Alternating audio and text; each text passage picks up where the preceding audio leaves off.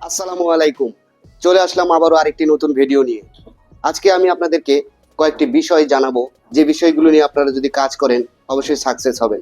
আজকাল ফেসবুক খুললেই দেখি ছন্দে ছন্দে কথা, যেন কবিতার ঢেকি। কথাগুলো যদিও হয় মেকি, তারপরেও আমরা দেখছি এবং দেখি। এভাবে ছন্দে ছন্দে কথা বলার মধ্যে একটা নাটকীয়তা থাকে, যা দর্শককে আটকে রাখে, মনোযোগ আকর্ষণ করে রাখে। এখন প্রশ্ন হলো, এই আকর্ষণ কতদিন থাকে? ছন্দে ছন্দে কথা শুনতে বড়ই ভালো লাগে, কিন্তু সেই কথার মধ্যে যদি কোনো মশলা না থাকে।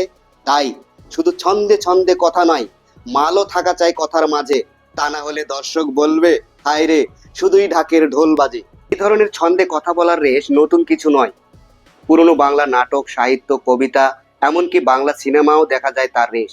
আপনাদের নিশ্চয়ই মনে আছে কিংবদন্তি চলচ্চিত্র নির্মাতা সত্যজিৎ রায়ের গুপি গায়েন বাঘা বাইন এবং হীরক রাজার দেশে চলচ্চিত্রের কথা। এই সমস্ত চলচ্চিত্রেও সংলাপগুলো লেখা ছিল এইরকম ছন্দে ছন্দে, তালে তালে মেলানো। এভাবে ছন্দে কথা বলার মধ্যে রয়েছে বিজ্ঞানও।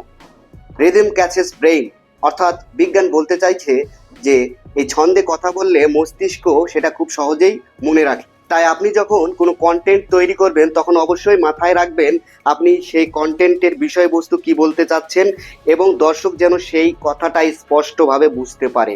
অর্থাৎ আপনি সুর, ছন্দ, তাল যেভাবে বলেন না কেন, আপনার কথাটা যেন দর্শকের কাছে স্পষ্টভাবে যায়।